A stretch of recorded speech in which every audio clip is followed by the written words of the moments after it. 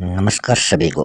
आप सभी का आपके अपने इस YouTube चैनल पर हार्दिक स्वागत है। आज हम आपके सामने हिंदी से संबंधित टॉपिक अलंकार प्रस्तुत करने जा रहे हैं।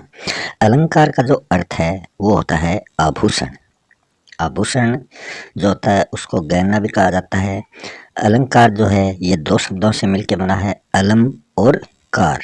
अलम का अर्थ होता है शोभा और कार का अर्थ होता है करने वाला। काव्य की सुंदरता बढ़ाने वाले शब्द जो होते हैं वो अलंकार कहलाते हैं। जिस प्रकार एक स्त्री की सुंदरता उसके गहनों से बढ़ती है, उसी प्रकार काव्य की जो शोभा है वो अलंकारों से बढ़ती है। साहित्य दर्पण जो ग्रंथ है उसमें अलंकार की जो परिभाषा है वो दी गई है, अलंकरोति इति अलंकार है। अलंकार के मुख्य रूप से तीन भेद माने जाते हैं, शब्दालंकार, अर्थालंकार और उभयालंकार। शब्दालंकार वो होते हैं जिनमें शब्दों के माध्यम से काव्य की शोभा बढ़ती है। उन शब्दों के स्थान पर उनके पर्यायवाची रख देने पर उनकी शोभा खत्म हो जाती है। तो शब्दालंकार में शब्द की शोभा बढ़ती है। इसमें अनुप्रास, यमक और श्लेष ये तीन शब्दालंकार माने जाते हैं। अर्थालंकार में शब्द का अर्थ चेंज करने पर भी कोई परिवर्तन नहीं आता, ये अर्थालंकार कहलाते हैं। उपमा, रूपक, उत्प्रेक्षा, विभावना, असंगति, संदेह, भ्रांतिमान, विरोधाभास, मानवीकरण ये सभी अर्थालंकार की श्रेणी में आते हैं। तीसरी श्रेणी है उभयालंकार, जिसमें शब्दालंकार और अर्थालंकार इन दोनों का मिश्रण पाया जाता है। अब हम बारी बारी से अलंकारों की चर्चा करने जा रहे हैं। सबसे पहला अलंकार है श्लेष अलंकार। इसमें श्लेष का अर्थ क्या होता है? चिपकना। वाक्य में शब्द जो होता है वो तो एक होता है, परंतु उस शब्द के अर्थ जो होते हैं वो अनेक होते हैं। शाब्दी व्यंजना में इस अलंकार का प्रयोग किया जाता है। शाब्दी व्यंजना में भी उस शब्द के अनेक अर्थ निकलते हैं। जैसे उदाहरण है, बलिहारी नृपकूप की गुण बिनु बूंद न देई। यहाँ ये जो गुण है, गुण जो शब्द है इसके अनेक अर्थ निकल रहे हैं। नृप मतलब राजा के पक्ष में गुण का अर्थ होता है सद्गुण, और कूप मतलब कुएं के अर्थ में गुण का अर्थ होता है रस्सी। तो यहाँ गुण के अलग अलग अर्थ निकलने से गुण शब्द में श्लेष अलंकार माना जाता है। फिर श्लेष अलंकार के भी दो भेद होते हैं। एक तो अभंग, अभंग जिसका भंग नहीं किया जा सकता, मतलब जिसके टुकड़े नहीं किए जा सकते। बिना टुकड़े शब्द का अर्थ जहाँ निकलता है वो अभंग श्लेष, और जहाँ एक है सभंग श्लेष, जिसमें शब्द के टुकड़े करने पर अर्थ निकले वो सभंग श्लेष कहलाता है। अभंग श्लेष का उदाहरण है, रहीमन पानी राखिए बिन पानी सब सून, पानी गए न उबरे मोती मानस चून। यहाँ जो पानी शब्द आया है तो इस पानी शब्द के तीन अर्थ लिए गए हैं। मोती के अर्थ में पानी का अर्थ होता है चमक, मनुष्य के अर्थ में पानी का अर्थ होता है इज्जत, और चून मतलब आटे के संबंध में पानी का अर्थ होता है जल। तो यहाँ पानी के तीन अर्थ लिए गए हैं। और यहाँ ये अभंग श्लेष अलंकार इसलिए है क्योंकि यहाँ पानी जो शब्द है उसके टुकड़े नहीं किए गए हैं। सभंग श्लेष जहाँ शब्द के टुकड़े करके अर्थ मालूम किए जाते हैं। जैसे इसका उदाहरण है, चिरजीवो जोरी जुरे क्यों न स्नेह गंभीर, को घटी ए वर्ष भानुजा वे हलदर के वीर। यहाँ जो वर्ष भानुजा है इसके दो अर्थ निकल रहे हैं। एक का अर्थ है वर्ष भानु और दूसरा शब्द इसका बनेगा जा, वर्ष भानु और जा, और एक इसका बन जाता है वर्षभ धन अनुजा। तो इन वर्षभ धन अनुजा मिलाने पर भी वर्ष भानुजा, और वर्ष भानु धन जा मिलाने पर भी वर्ष भानुजा बनता है। तो इस शब्द के अर्थ है वर्ष भानु जा, राधा और गाय, ये दो इसके अर्थ निकल रहे हैं। वर्ष भानु धन जा का अर्थ होता है राधा, और वर्षभ धन अनुजा का अर्थ होता है गाय। वहीं जो हलदर आया है इसके भी दो अर्थ हैं। एक हलदर का अर्थ है बलराम, और एक हलधर का अर्थ होता है बैल। तो यहाँ इसमें सभंग श्लेष अलंकार पाया गया है। अब हम दूसरा अलंकार देखते हैं, यमक अलंकार। यमक का जो अर्थ होता है वो होता है जुड़वा। जुड़वा मतलब एक ही शब्द की बार बार आवृत्ति, एक ही जैसा जो शब्द है वो बार बार आए और हर बार उसका अर्थ अलग अलग निकलता है, वही यमक अलंकार कहलाता है। जैसे सारंग ले सारंग चलो, सारंग पुग्यो आए, सारंग सारंग में दियो, सारंग सारंग माए। तो यहाँ सारंग के कितने शब्द आ गए, उन सभी के अलग अलग अर्थ यहाँ हम देखेंगे। यही यमक अलंकार होता है। सारंग शब्द के अर्थ है सारंग ले, मतलब सारंग ले मतलब घड़ा लेकर, सारंग चली मतलब युवती चली, दूसरे सारंग का अर्थ युवती है। सारंग पुग्यो आए मतलब बादल पहुंच गया है। सारंग सारंग में दियो, सारंग मतलब जो घड़ा है, सारंग मतलब वस्त्र और दूसरे सारंग का अर्थ है घड़ा। तो घड़े के जो ऊपर मुंह होता है उस पर वस्त्र लपेटकर वो सारंग सारंग माए, सारंग मतलब युवती ने, सारंग माए मतलब तालाब में दिया। तो यहाँ सारंग के अनेक अर्थ दिए गए हैं। यमक अलंकार के भी श्लेष की तरह दो वेद माने जाते हैं। अभंग मतलब जिसके भंग नहीं, टुकड़े नहीं हो, और सभंग जिसके टुकड़े होकर अर्थ निकाले। अभंग यमक का अलंकार का अर्थ है कनक कनक ते सौ गुनी मादकता अधिकाय। यहाँ कनक कनक जो शब्द है ये दो बार आया है और इन दोनों बार इसका अर्थ अलग अलग है। एक का अर्थ है, पहले का अर्थ होता है कनक का अर्थ सोना और दूसरे का अर्थ होता है धतूरा। फिर सभंग यमक मतलब जहाँ शब्द के टुकड़े करके अर्थ निकले। तो पर बारो उर्वशी सुन राधिके सुजान, तू मोहम्मद मोहन के उर्वशी, उर्वशी समान।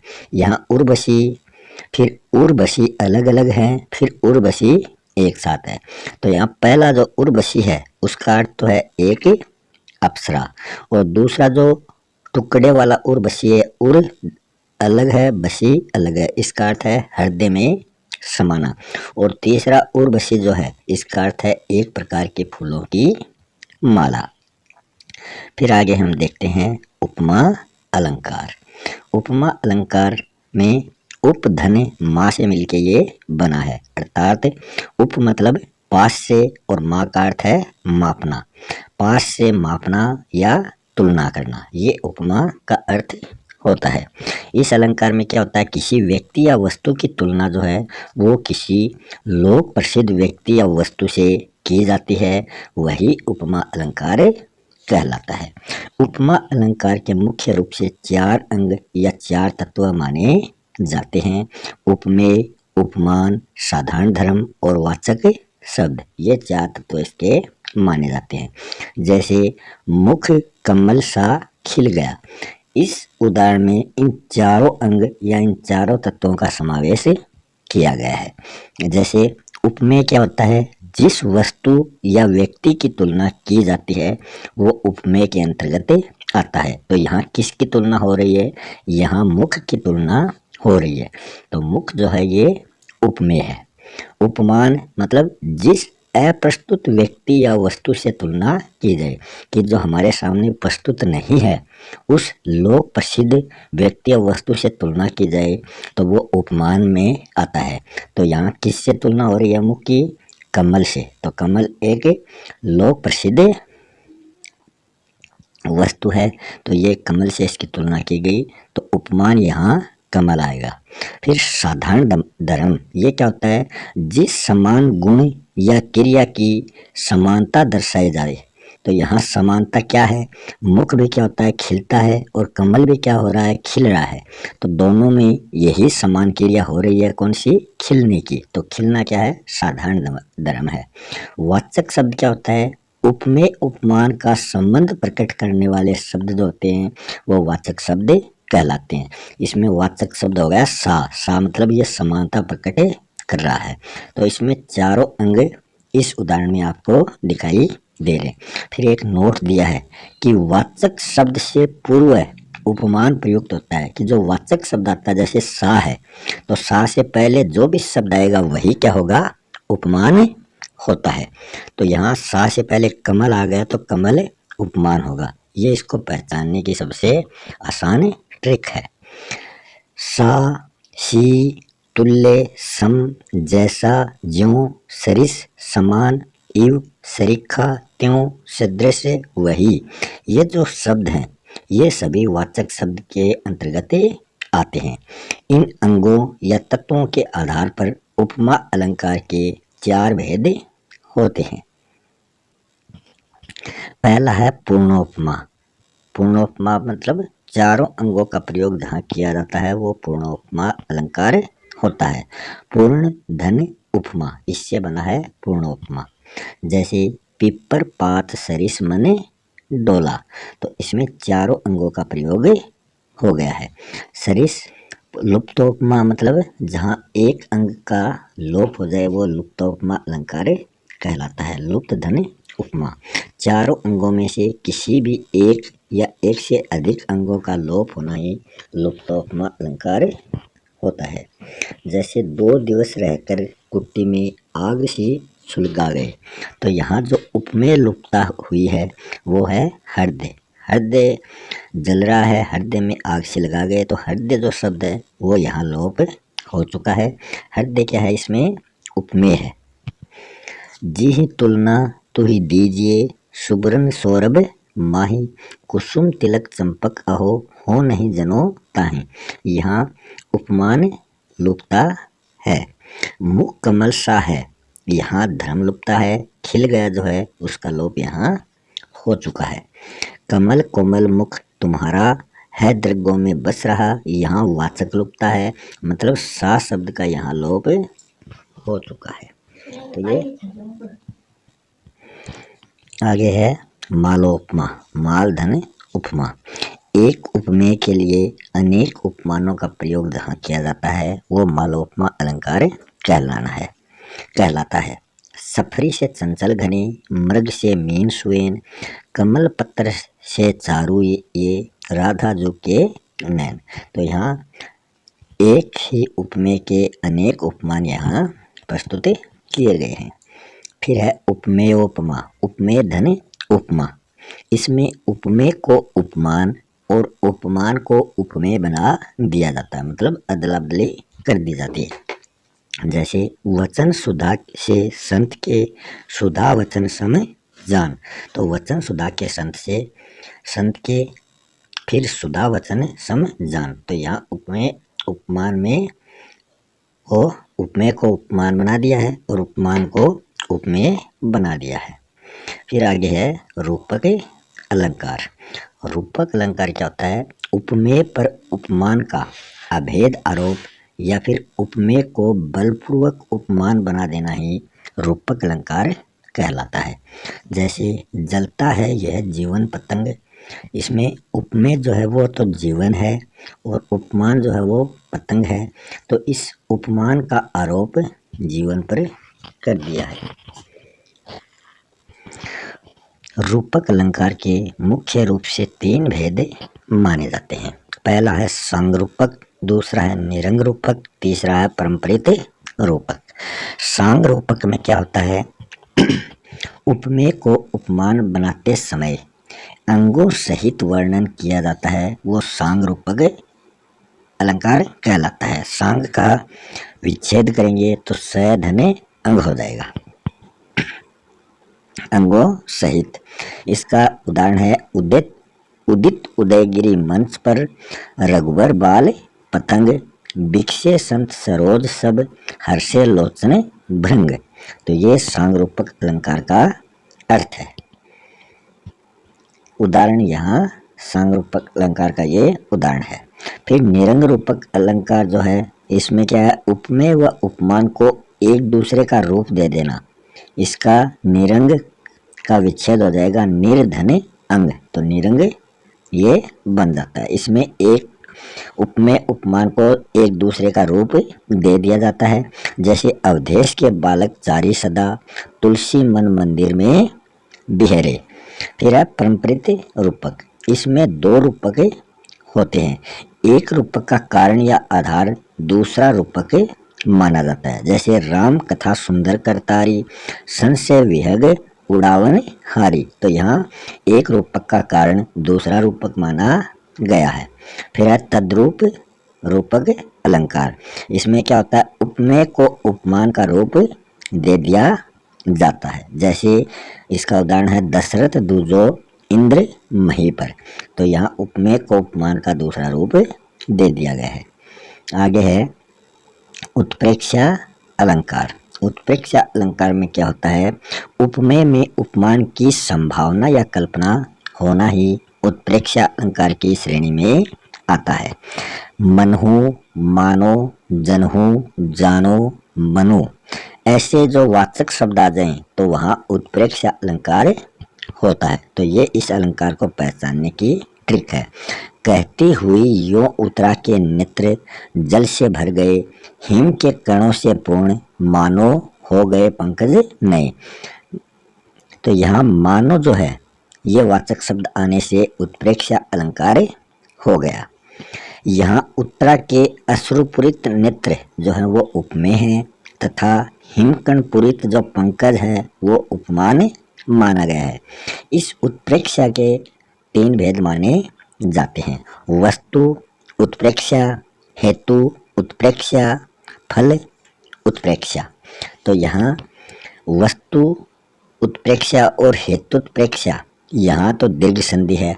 वस्तु में तू छोटाएगा, धन उत्प्रेक्षा में ऊ छोटाएगा। तो ये इन दोनों का मेल होने पर तू बड़ा हो जाता है। तो हेतु धन उत्प्रेक्षा ये भी ऐसा होता है। फलोत्प्रेक्षा में गुण संधि है, फल धन उत्प्रेक्षा, ए और ओ मिलकर यहाँ ओ का निर्माण हो रहा है। तो वस्तु उत्प्रेक्षा में क्या होता है, एक वस्तु या व्यक्ति में दूसरे वस्तु या व्यक्ति की संभावना जहाँ व्यक्त होती है वो वस्तु उत्प्रेक्षा अलंकार कहलाता है। जैसे इसका उदाहरण है सोहत ओढ़े पीत पट, श्याम सलोने गात, मानो नीलमणि शैल पर, आतप प्रयो प्रभात। तो यहाँ एक में दूसरे की संभावना यहाँ व्यक्त की जा रही है। फिर है हेतुत्प्रेक्षा। इसमें क्या होता है, अकारण को कारण मानकर उसकी संभावना व्यक्त जहाँ की जाए वहाँ हेतुत्प्रेक्षा अलंकार होता है। जैसे अरुण भय कोमल चरण, भूमि चली बे ते मानो। यहाँ कोमल पांव जो हैं वो भूमि पर चलने से लाल हो गए हैं। तो अकारण को कारण मानकर उसकी संभावना यहाँ व्यक्त की गई है। फिर है फलोत्प्रेक्षा अलंकार। इसमें क्या होता है, अफल में फल, फल का अर्थ होता है उद्देश्य। तो अफल में फल की संभावना अर्थात कार्य के नहीं होने पर भी होना उसको मान लिया जाता है, वहाँ फलोत्प्रेक्षा अलंकार होता है। इसका उदाहरण है बढ़त ताड़ को पेड़ ये है, मानो चुमन आकाश। तो ताड़ का पेड़ कभी आकाश को नहीं चूम सकता, मगर यहाँ संभावना व्यक्त की गई है कि ताड़ का पेड़ जो है वो आकाश को चूम रहा है। आगे है विभावना अलंकार। विभावना अलंकार में क्या होता है, कारण के अभाव में भी कार्य जहाँ होना दिखाया जाता है वहाँ विभावना अलंकार होता है। इसके विपरीत जो होता है वो विशेषोक्ति अलंकार होता है। विशेषोक्ति अलंकार में क्या होता है, कारण के भाव में कार्य होता है, या फिर कह दें कि कार्य के अभाव में जहाँ कारण होता है वहाँ विशेषोक्ति अलंकार होता है, और जहाँ कारण के अभाव में कार्य होता है वहाँ विभावना अलंकार होता है। इसका उदाहरण है बिनु पद चले, मतलब बिना पैरों के जो चल रहा है। तो कारण के अभाव में यहाँ कार्य हो रहा है कि उसके कारण मतलब उसके पाँव तो है नहीं, फिर भी वो चलने का काम कर रहा है, कार्य कर रहा है। सुने बिनु काना, और कानों के बिना वो सुन रहा है। कर बिनु कर्म करे, बिना हाथों के वो काम कर रहा है। करे विधि नाना, तो यहाँ पाँव कान हाथ के बिना भी कार्य हो रहे हैं। तो यहाँ विभावना अलंकार यहाँ इसमें दिया गया है। फिर है असंगति अलंकार। असंगति अलंकार में क्या होता है, कारण एवं कार्य में आपसी संबंध का जहाँ अभाव पाया जाता है वहाँ असंगति, मतलब जिसकी संगति नहीं हो, असंगति अलंकार होता है। यह 3 श्रेणियों में पाया जाने वाला अलंकार है। पहला है कारण कार्य में भिन्नता। इसका उदाहरण है, सीता ही ले 10 कंद गयो, पर गयो बिचारो समुद्र बांधो। कि सीता को तो 10 कंद मतलब रावण ले गया, पर राम जी ने बेचारे समुद्र को बांध दिया। तो यहाँ कारण कार्य में भिन्नता हो रही है, काम कोई और कर रहा है और सजा किसी और को यहाँ मिल रही है। फिर अब वस्तु स्थापन में भिन्नता, पहरी कंठ बीच किंकणी, कस्यो कमर बीच हार। यहाँ पहरी कंठ बीच किंकणी, किंकणी जो है वो कमर पर पहनी जाती है, मगर यहाँ कंठ में पहना रहे हैं। तो यहाँ वस्तु स्थापन में भिन्नता है कि जो जहाँ पहननी चाहिए वहाँ उसको नहीं पहना रहे हैं, और हार जो है वो गले में पहनना चाहिए उसको यहाँ कमर पर बांधा जा रहा है। तो ये वस्तु स्थापन में भिन्नता है।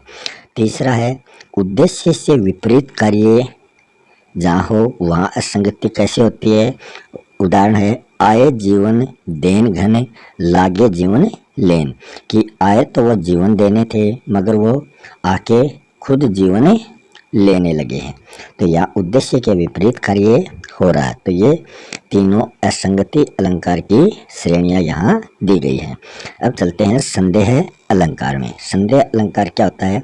उपमेय उपमान में अनिश्चय जो होता है वो अंत तक बना रहता है।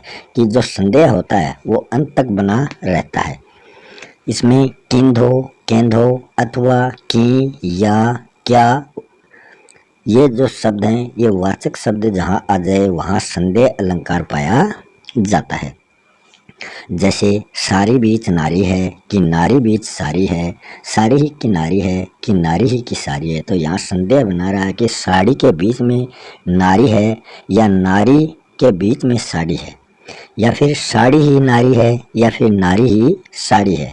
तो ये इसमें अंत तक अनिश्चय बना रहता है। तो यहाँ संदेह अलंकार पाया जाता है। फिर है भ्रांतिमान अलंकार। भ्रांतिमान में क्या होता है? सादृश्य मतलब एक जैसे दिखने में जो एक जैसे हो, सादृश्य के कारण उपमेय में उपमान का भ्रम जहाँ होता है वहाँ भ्रांतिमान अलंकार होता है। भ्रम जो है वो हमेशा असत्य पर आधारित होता है। जैसे इसका उदाहरण है, कपि करी हृदय विचार, दिन ही मुद्रिका डारी तब, जानी अशोक अंगार, सिए हर्षि उठ करे गयो। तो यहाँ उपमेय में उपमान का भ्रम प्रकट किया गया है कि जो कपि हनुमान जी हैं वो राम जी की अंगूठी लेकर लंका जाते हैं और उस अशोक वाटिका में वो पेड़ से अंगूठी नीचे डालते हैं। तो उस अंगूठी को सीता क्या समझती है? अशोक का फूल, अशोक का अंगार उसको समझ लेती है और उसे उठाकर वह अपने हृदय से लगा लेती है। फिर है विरोधाभास अलंकार। इस अलंकार में क्या होता है? उपमेय उपमान में विरोध नहीं होने पर भी विरोध का जहाँ आभास मात्र हो वहाँ विरोधाभास अलंकार पाया जाता है। कि जहाँ विरोध नहीं होने पर भी उसका आभास होता है वहाँ विरोधाभास होता है। जैसे अवध को अपनाकर त्याग से वन तपोवन सा प्रभु ने किया, भरत ने उनके अनुराग से भवन में मन का वर्त ले लिया। तो ये साकेत से ली गई पंक्तियां हैं। तो ये विरोधाभास का उदाहरण दिया गया है। फिर है मानवीकरण अलंकार। मानवीकरण अलंकार क्या होता है? निर्जीव पदार्थों पर मानव सुलभ गुणों और क्रियाओं का जहाँ आरोप किया जाता है वो मानवीकरण अलंकार कहलाता है। कि यहाँ जो निर्जीव पदार्थ हैं उसको मनुष्यों की तरह मान लिया जाता है। जैसे इसका उदाहरण है, मेघमय आसमान से उतर रही है संध्या सुंदरी। तो यहाँ संध्या को एक सुंदरी के समान मान लिया गया है, इसलिए यहाँ मानवीकरण अलंकार पाया गया है। धीरे धीरे धीरे। फिर यहाँ कुछ मुख्य अलंकार की पहचान को आसान तरीके से समझाया गया है कि हम उन अलंकारों को कैसे पहचान सकते हैं। तो यहाँ सबसे पहले है उपमा अलंकार। इसमें जो उपमेय है वो मुख्य है, रूपक में भी उपमेय मुख्य है, उत्प्रेक्षा में भी मुख्य है, संदेह में भी मुख्य है, भ्रांतिमान में भी मुख्य है। तो यहाँ मुख्य जो है इन अलंकारों में मुख्य जो है वो तो उपमेय है और उपमान चंद्र मतलब चंद्रमुख, तो यहाँ मुख का उपमान क्या है? चंद्र है। और मुख चंद्र जहाँ आ जाए वहाँ मुख उपमेय है और चंद्र उपमान है। तो मुख चंद्र आ जाए वहाँ तो रूपक अलंकार, और चंद्रमुख आ जाए वहाँ उपमा अलंकार। और उत्प्रेक्षा में उपमान में क्या होता है? कल्पना होती है, मुख की चंद्रमा से कल्पना की जाती है। और संदेह में चंद्र होता है, भ्रांतिमान में भी चंद्र होता है। फिर इनके वाचक शब्द, उपमा के वाचक शब्द हैं सम, सदृश, सरिस, साशेषी के समान। तो ये तो उपमा के वाचक शब्द हैं। रूपक में वाचक शब्द नहीं होता, और ये सारोपा लक्षणा के जो उदाहरण है वो रूपक के अंतर्गत आते हैं। उत्प्रेक्षा के वाचक शब्द हैं मानो, मनहु, जानो, जनहु, किवा। ये उत्प्रेक्षा के वाचक शब्द हैं। संदेह के वाचक शब्द हैं या, अथवा, की, किंधो, केंधो। और भ्रांतिमान के वाचक शब्द हैं जानी, जानकर, समझी, समझकर। फिर साधारण धर्म में आते हैं। उपमा के साधारण धर्म हैं सुंदर, प्रकाशमान, गोल। रूपक में उपमेय पर उपमान का आरोप होता है। उत्प्रेक्षा में नए उपमान का गठन किया जाता है। संदेह में समानता किंतु अनिश्चय, मतलब जो संशय है वो इसमें बना रहता है। भ्रांतिमान में क्या होता है? साधारण धर्म में अत्यधिक समानता से भ्रम उत्पन्न होता है, जैसे रस्सी को सांप समझना, ये भ्रांतिमान अलंकार है। फिर विभावना में उपमेय उपमान नहीं होते हैं, और वाचक शब्द में बिनु, बिन, बिना जैसे शब्द आते हैं। और जो साधारण धर्म है इसमें बिना कारण के कार्य होना पाया जाता है, तो ये विभावना अलंकार के अंतर्गत आता है। फिर है हेतुप्रेक्षा अलंकार। हेतुप्रेक्षा अलंकार की पहचान क्या? पहले कारण, कार्य में पहले कारण और बाद में कार्य होना, वहाँ हेतुप्रेक्षा होता है। लज्जा छिपाने के लिए चंद्रमा पश्चिम में जा छिपा, तो यहाँ पहले कारण हो रहा है और उसके बाद में कार्य हो रहा है। पहले उसको लज्जा आ रही है, फिर वो छिप रहा है। फलोत्प्रेक्षा अलंकार में क्या होता है? पहले क्रिया होती है और उसके बाद में कारण होता है। तो हेतुप्रेक्षा में कारण पहले है, फलोत्प्रेक्षा में कारण बाद में है। तरणी तनुजा तट तमाल, तरवर बहुछाय, झुके झुके सो जल, पसरन हित मनहु सुहाय। तो ये फलोत्प्रेक्षा का उदाहरण है। फिर आगे है अनुप्रास अलंकार। अनुप्रास का अर्थ होता है पुनरावृत्ति। पुनरावृत्ति मतलब वर्ण की आवर्ती। एक ही वर्ण का बार बार आना अनुप्रास अलंकार कहलाता है। इसके मुख्यतः 4 भेद होते हैं। पहला है छेकानुप्रास अलंकार। छेक धन अनुप्रास, इसमें एक वर्ण या वर्ण समूह जो है वो केवल 2 बार आता है, बार बार नहीं, केवल 2 बार आता है, वहाँ छेकानुप्रास अलंकार होता है। परम, पुनित, भरत, आचरण। तो यहाँ परम में प और पुनित में प, तो ये 2 बार प की आवृत्ति यहाँ होने से छेकानुप्रास अलंकार है। वर्ती धन अनुप्रास, वर्त्यानुप्रास कहलाता है। इसमें वर्ण या वर्ण समूह की 2 से अधिक बार आवृत्ति होती है। इसमें तो प वर्ण की 2 बार आवृत्ति हुई है, और इसमें उस वर्ण की 2 से अधिक बार आवृत्ति होगी, 3, 4, 5 कितनी भी बार हो सकती है। जैसे भव्य भावों में भयानक भावना भरना नहीं, तो यहाँ भय 1, भय 2, भय 3, भय 4, भय 5। तो भय की आवृत्ति 5 बार हुई है। उसी प्रकार न की 1 बार, न की 2 बार, भावना और तीसरा न और चौथा नहीं में न, तो भय और न की यहाँ बार बार आवृत्ति होने से वर्त्यानुप्रास अलंकार है। फिर है श्रुत्यानुप्रास अलंकार। श्रुति धन अनुप्रास, जो सुनने में एक जैसे लगते हैं। एक ही उच्चारण स्थान से उच्चारित होने वाले वर्णों का प्रयोग इस अलंकार में किया जाता है। जैसे दिनांत था, थे दीनानाथ, डूबते सधेनु आते। यहाँ दंत्य वर्णों की आवृत्ति हो रही है, तो ये श्रुत्यानुप्रास के अंतर्गत आते हैं। दंत्य वर्ण कौन से होते हैं? त, थ, द, ध, न और स, ये सभी दंत्य वर्ण हैं। इनकी आवृत्ति यहाँ बार बार हो रही है। अंत्यानुप्रास मतलब अंत धन अनुप्रास। अंत्यधन अनुप्रास, यहाँ अंतिम वर्ण की आवर्ती जहाँ होती है वो अंत्य अनुप्रास अलंकार कहलाता है। जैसे नभ लाली चाली, निशा चटकाली, धुनी कौन, यहाँ लय और न की बार बार आवर्ती होने से अंत्य अनुप्रास है, क्योंकि यहाँ इनकी आवर्ती अंत में हो रही है। लाली और चाली तो अंत में लय आ रहा है, चटकाली में भी अंत में लय आ रहा है।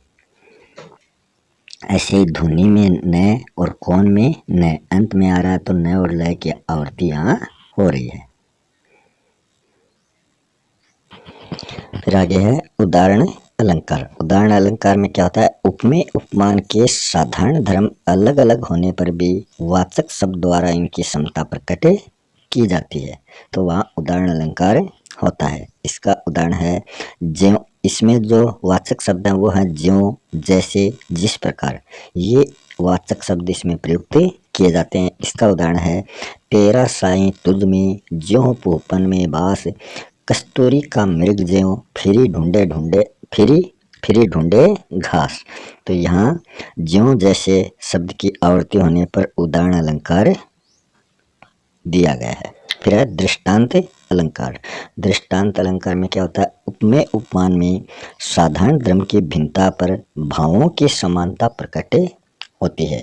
यहाँ दो कथनों में बिंब प्रतिबिंब का भाव पाया जाता है और इसमें वाचक शब्द का अभाव होता है। इसका उदाहरण है करत करत अभ्यास ते, जड़मति होत सुजान, रसरी आवत जात ते, सिर पर परत निशान। तो यह दृष्टांत अलंकार का उदाहरण है। फिर है अतिशयोक्ति अलंकार। अतिशयोक्ति का अर्थ होता है किसी का लोक सीमा से बढ़ा चढ़ाकर वर्णन करना ही अतिशयोक्ति कहलाता है। ओरे शब्द से इसकी पहचान होती है कि उदाहरण में ओरे शब्द आ जाएगा तो समझ लेना वो अतिशयोक्ति अलंकार है। जैसे ओरे कुछ चितवनी चलनी, ओरे मृदु मुस्कानी, ओरे कछु सुख देत है, सके न बहने बखानी। तो यहाँ ओरे शब्द आने से अतिशयोक्ति अलंकार है।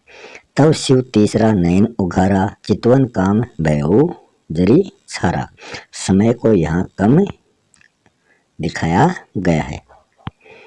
अद्भुत एक अनुपम बाग, जुगल कमल पर गजवर केड़त, ता पर सिंह करत अनुराग। यहाँ रूप का अतिशयोक्ति अलंकार का प्रयोग किया गया है। फिर है व्यतिरेक अलंकार। व्यतिरेक अलंकार के संधि विच्छेद इसका करेंगे तो वी धन अतिरेक आ जाएगा, तो ये व्यतिरेक अलंकार होता है। वी का अर्थ होता है विशेष, अतिरेक का अर्थ होता है प्रशंसा।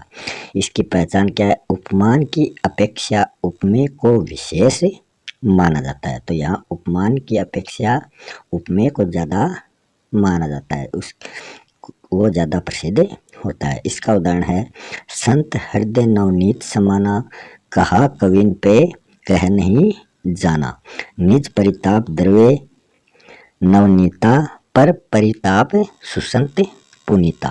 तो ये व्यतिरेक अलंकार का उदाहरण यहाँ दिया गया है। फिर आगे है वक्रोक्ति अलंकार। वक्रोक्ति अलंकार में क्या होता है, वक्ता के कथन का श्रोता द्वारा अन्य अर्थ निकाल लेना ही वक्रोक्ति अलंकार है।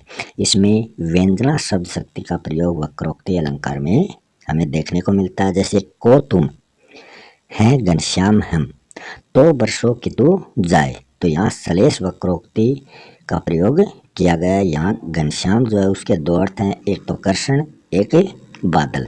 को तुम तो वो कहता है कि मैं घनश्याम, तो वो उसको बादल समझकर कहते हैं कि तो कहीं जाकर तुम बरसो, मगर वो कौन थे, वो कृष्ण जी थे। मैं सुकुमारी नाथ बन जोगू, तुम ही उचित तप मोह कह भोगू। तो यहाँ काको वक्रोक्ति का ये उदाहरण माना जाता है। काको वक्रोक्ति में सीता द्वारा कहने का जो ढंग है वो इस उदाहरण में प्रस्तुत किया गया कि वक्ता द्वारा कहने का जो ढंग जहाँ प्रस्तुत किया जाए वो काको वक्रोक्ति के अंतर्गत आता है। फिर है अन्योक्ति अलंकार, मतलब अन्य के लिए उक्ति, मतलब अप्रस्तुत या फिर माध्यम द्वारा प्रस्तुत, मतलब कवि का मंतव्य, इस अर्थ को जहाँ सूचित किया जाता है वहाँ अन्योक्ति अलंकार होता है। इसका उदाहरण है नहीं पराग नहीं मधुर मधु, नहीं विकास एहि काल, अली कली ही सो बंध्यो आगे कौन हवाल। तो ये अन्योक्ति अलंकार का उदाहरण है। फिर है अर्थांतर न्यास अलंकार। इस अलंकार में क्या होता है, एक उक्ति मतलब कथन का दूसरी उक्ति मतलब दूसरे कथन द्वारा समर्थन करना अर्थांतर न्यास अलंकार कहलाता है। इसमें सामान्य का विशेष से और विशेष का सामान्य द्वारा समर्थन किया जाता है। इसका उदाहरण है निर्वासित थे राम, राज्य था कानन में भी, सच ही है श्री राम भोगते सुख वन में भी। तो ये इसका उदाहरण है। इसी के साथ हम आज का वीडियो यहीं समाप्त करते हैं। मिलते हैं नेक्स्ट वीडियो में एक नए टॉपिक के साथ। तब तक के लिए धन्यवाद।